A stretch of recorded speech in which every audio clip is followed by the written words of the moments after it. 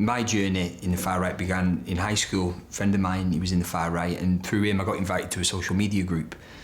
And it kind of felt like it was always us against them, not just in terms of us being white people against other people, in terms of like our friendship group against authority. And I think just that very anti-authoritarian mentality really coincided with the far right mentality. For me, where kind of the racist mentality came in was when I seen a post on the group which said, if you think British soldiers shouldn't be on the street, share this post. And for me, I have an uncle that served in Iraq, and when he came home, he had a lot of problems with drugs and alcohol and things, and at the time, I didn't think he could get help and support. But in reality, he just didn't want it at that time in his life. And the people in the far right group kind of said, well, the only reason soldiers don't get help is because Muslims and immigrants are taking all the money. And that's really where that really, almost foundation layer of that far right mentality, started with me. In all honesty, it did take me a good while to realise I was involved in something wrong. It took me a good couple of years later when I first started going to the demos, really. That's when I started to realise that what I was involved in was quite dangerous.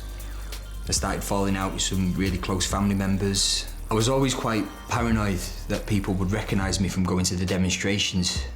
And there's actually a documentary by Professor Green, and he said, he was at a demo that I was at, and he actually said in the documentary, most of these people here don't actually believe in what they're saying.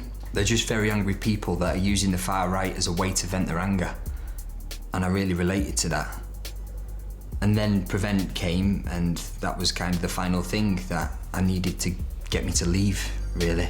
Prevent came in and spoke to me. There was a police officer there was a high-ranking Prevent member there, and there was my Prevent IP. A Prevent IP is an intervention provider. They're essentially your mentor that will mentor you out of your extremist group. Straight away he said to me, I grew up here, this is what my family life was like, this is what I was doing when I grew up. And it was very, very similar to what I was doing. So having a really good connection with him, went on to the one-to-one meetings with him, and we had very similar interests, certain sports and things like that. Just building a good connection with him is what really made me listen to him. I was really taken aback by how much people wanted to help me. It's the first time that people really spoke to me and didn't have a predetermined opinion on what I was going through. They never said I was racist, they never said I was a Nazi, they never said anything like that.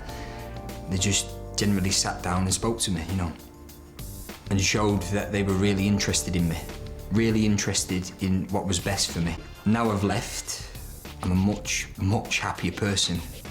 I'm much more laid back, I'm relaxed. Compared to when I was in the far right, I was very angry, very aggressive all the time.